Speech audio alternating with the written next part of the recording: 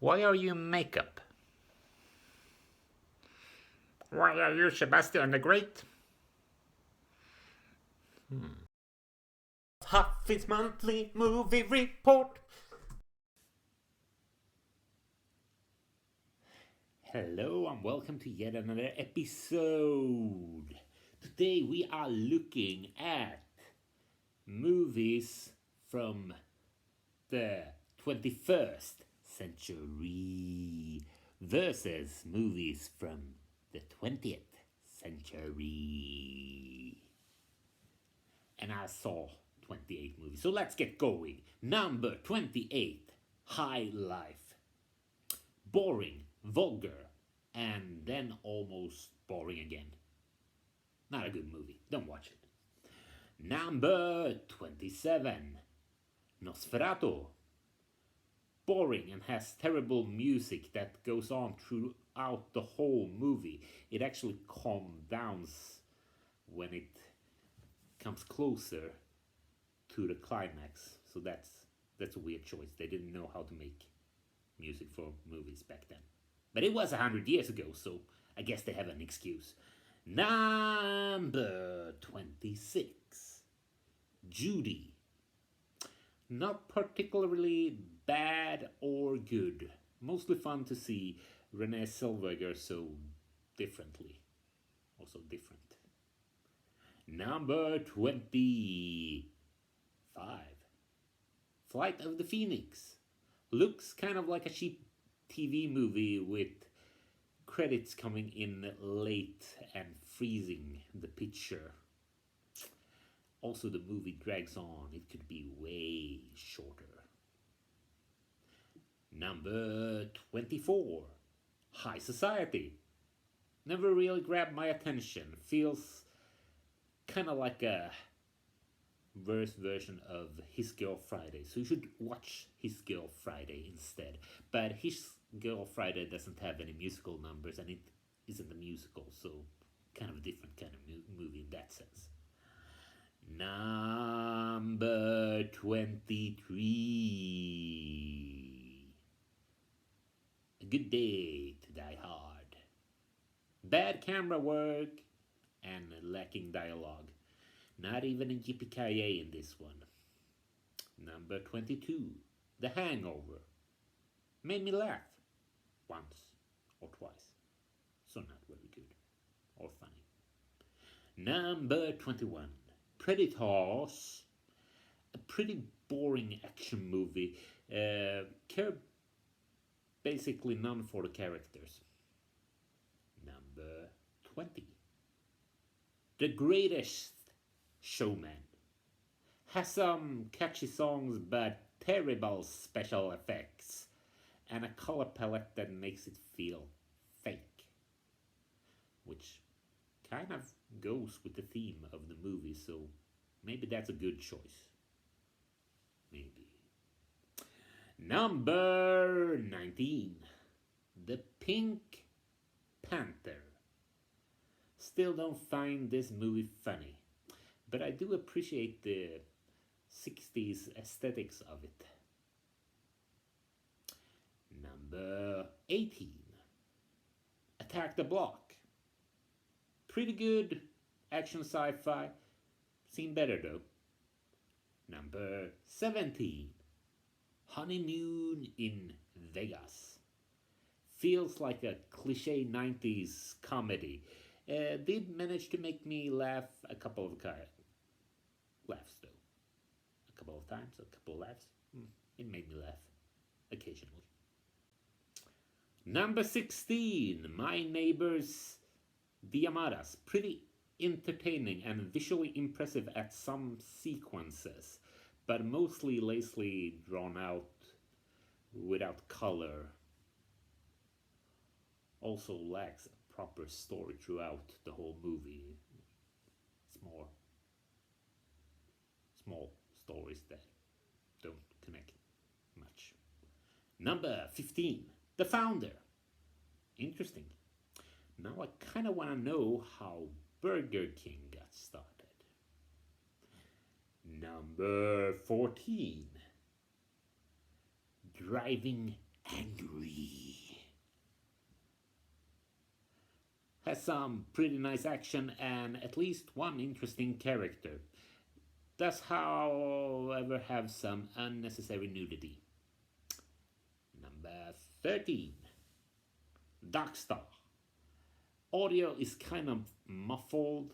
Story is jolly and occasionally funny. Number 12. The Disaster Artist.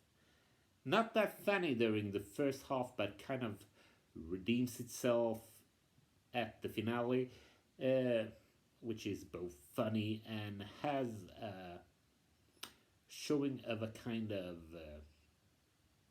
true friendship that's touching.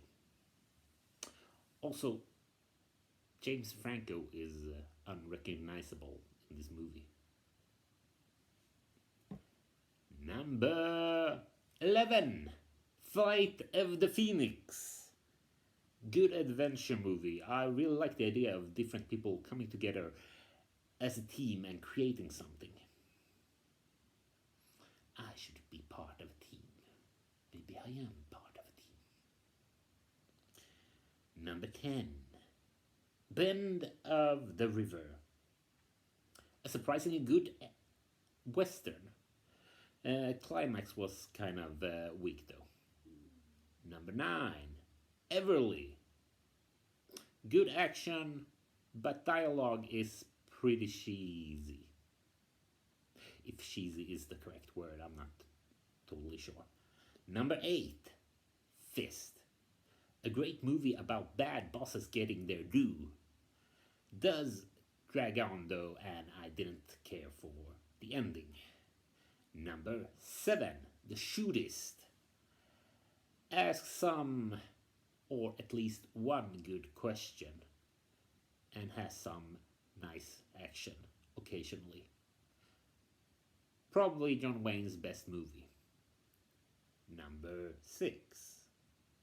Rear Window. Good suspense and a nice view from the window. A bit unrealistic to be able to see into people's apartments like that though. Number 5. I Love You, Man. Every movie with Paul Rudd seems to be hilarious. This one also has a nice story about friendship. And it has Jason Segel, who I hope is a bad actor, because I want him to be the nice guy he always seems to play in his movies, or movies that he's in. Number 4. The Far Country. Nice rivalry between the two women, resulting in some great dialogue. Stewart plays a questionable protagonist, while McIntern is brilliant as the antagonist. Gets away a bit too easy though. Number 3. Spy. Cool action and extremely hilarious dialogue, especially from Statham. Also found the British friend to be kind of funny and out of place. Number 2. The Rope. Dark humor and great dialogue. Number 1. The Greatest Show on Earth. Why are you in makeup? Why are you Sebastian the Great? First half is pretty okay with some impressive circus acts though, and a horrible audience. Second half is where the movie gets so much better. Good stuff. Watch it. So, how did we do? How did the movies from the 20th century do against the movies from the 21st century? Let's take a look.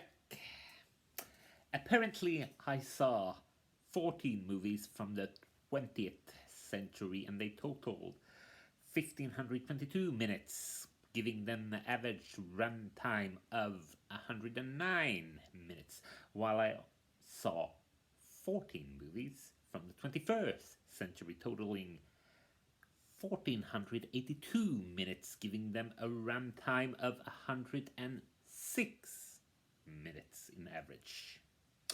The average year for the movies of the 21st century was 2013, while the average year for the 20th century movies was 1963.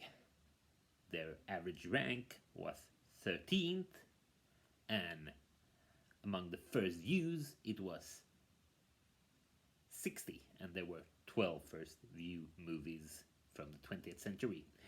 Average rank for the 21st century was 16th place.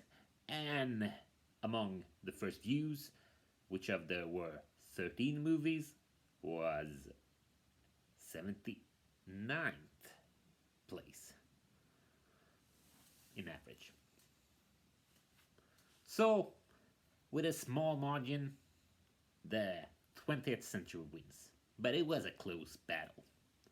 Now, as for next month, I'll be looking at movies at home versus...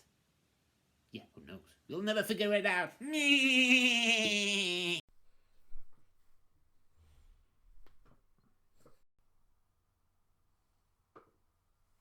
Hello and welcome to yet another episode of Haffis Monthly Movie Report. Yeah. This time we're doing an HBO Max ending December. So, a lot of movies that were available on HBO.